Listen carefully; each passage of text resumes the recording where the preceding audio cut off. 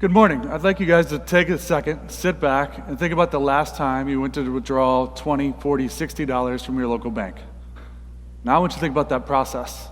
You drove to that banking institution, you got out of your car, you walked in, you filled out a withdrawal slip, you waited in line, you took it to the first teller you saw, she looked at it, she repeated your order back to you, she checked your ID, confirmed your account to make sure you had the funds, and then gave you the amount of money you had in an envelope. From that point on, you walked away and you were satisfied. Now, I'm Justin Honeysuckle, co-founder and CEO of Tinted Bar.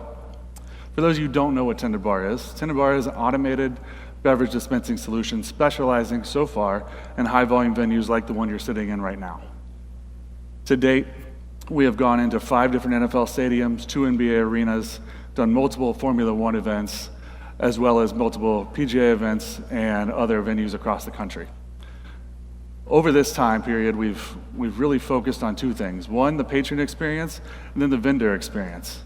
As a patron, the first time you come up to see Tinted Bar, you're gonna walk up, you're gonna scan your face.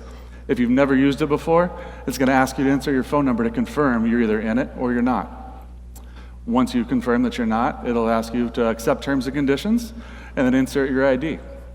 At that point, it's gonna scan your ID front and back simultaneously, compare that picture on the ID to the picture that it just took moments ago, as well as verify the back of the ID and the front of the ID not only match, but is a valid ID, and obviously you're of age.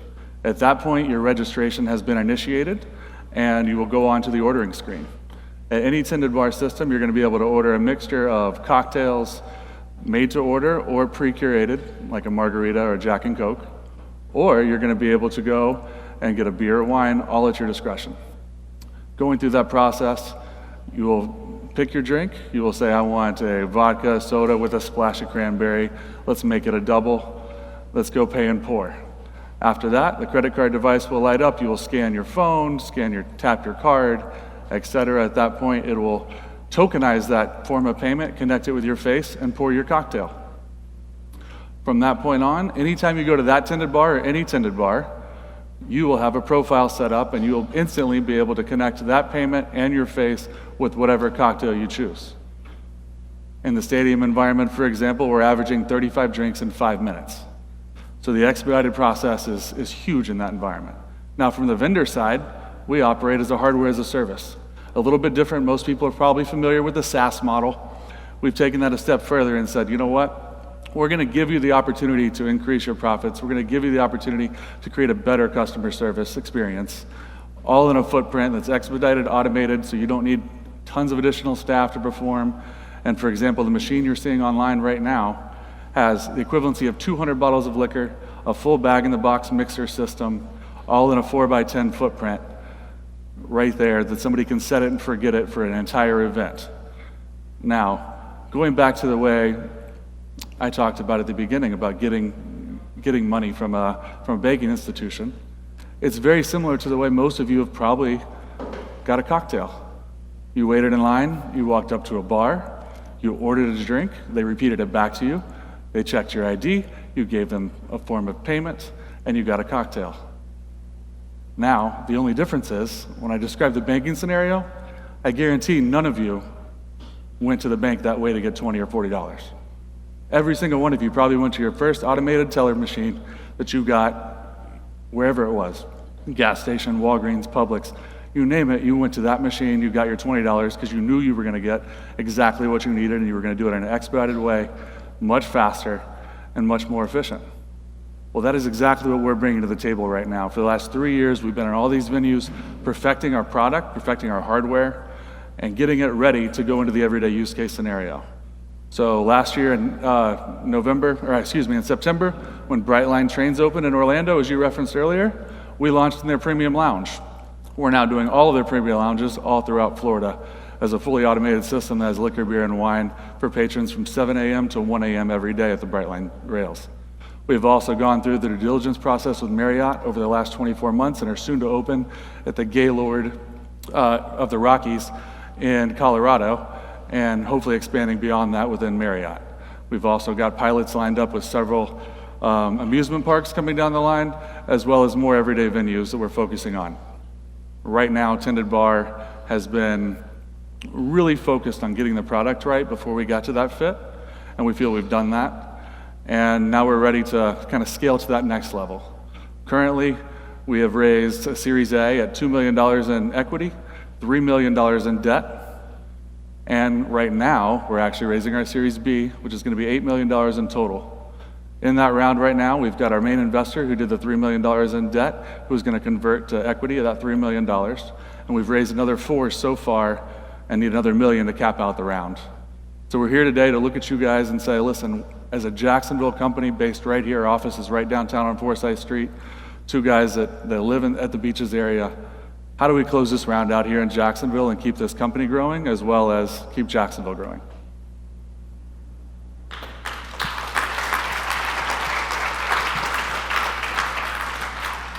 Can you talk about your revenue traction over the years? Excuse me? Your revenue. Can you talk about your revenue? So right now, we are not profitable at this moment. We've spent most of our money at time making machines. We have 28 machines in total. The machines right now have gone from venue to venue as well as stayed at several over time. The money we're raising at this point is going to give us 2 years of operating capital as well as, like I said, paying off the debt for those machines. What is the revenue model? Right now, it's usually a leasing fee or a revenue share, or a combination of both. So, for example, a 2-screen unit in an airport environment is $5,500 a month, or we get a 20% revenue share depending on the event space. Events, it's much easier to do a revenue share because you've got a different payout based on the concert or the team or anything in that manner. Who's responsible for maintaining the machine and filling with liquor? Basic maintenance is all done by the venue themselves, wherever it's at. Now, we actually maintain it on a higher level for anything routine, annual maintenance and things like that. Who replenishes the liquor? They do. They do. We don't have a liquor license. It's all on their license. Essentially, in your head, if you think about it, of the Coke machine, it's their responsibility to clean, maintain it on that side. Level 2 support always comes from us. Any customer feedback so far? Have you done any sort of A/B testing, anything like that? I mean, honestly, when you look at our numbers as far as in use, the average person uses it more than once in every event we have. The hardest thing we've had to do at this point was get them to that process. The evolution of Tended Bar has gone from, originally you walked up to an attendant, they would give you an RFID wristband, and then you'd go along their way, and that would be the way you'd use it from that point on. We transitioned from that to registering on a tablet one time for that event only. And then we went to a cell phone registration process, saw mixed reviews on that just because of friction in the high volume environment. And now we're at the register on bar option that seems to have solved that problem in the field. Are you capturing any user data? We are. I mean, any email addresses, anything like that, any information? We have phone numbers, we have emails at times, we have your full ID back, front and back, and obviously your transaction data from that point forward. You're a data company. You're not a liquor vendor. That's how I see you, as a data company. That's interesting. Okay, thank you. You're welcome. What does a machine cost? The 2-screen machines right now are right around $55,000.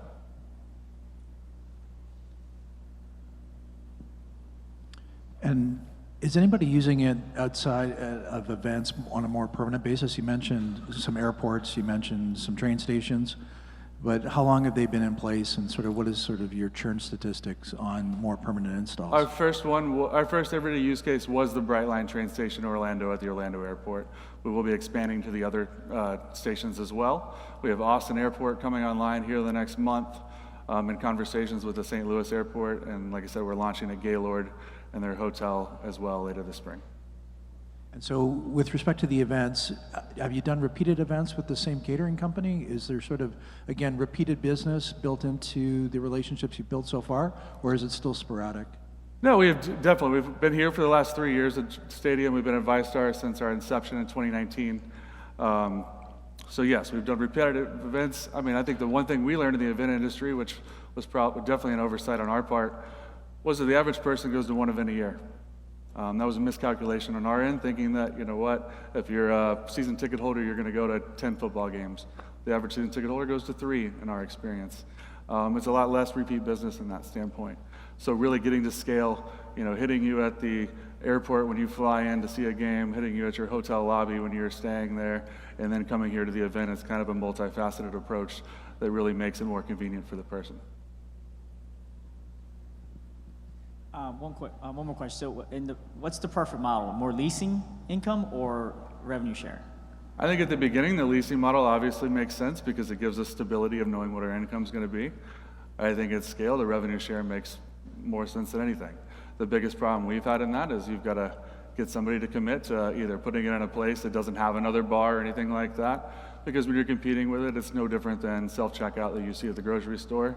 You know, when you've got 25 cashiers and 5, self-checkouts, if the cashiers aren't busy, you're probably going to go to there because that's naturally what you're used to doing.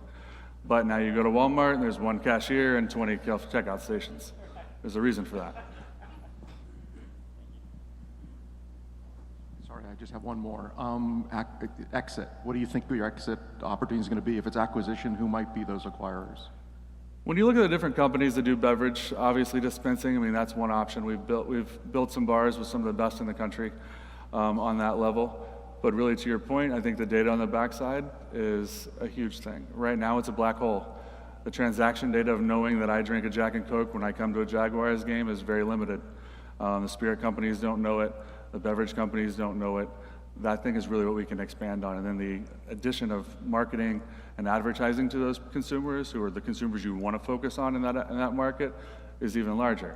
So really, I think it's probably a group approach on that side. As far as us, we look at it as in you've got the consumer-facing product, but the back end is really to where you have every Chili's in America has it in the back of the house, to where the server also uses it to bring it to your table, to where you can self-serve at Buffalo Wild Wings if you want to.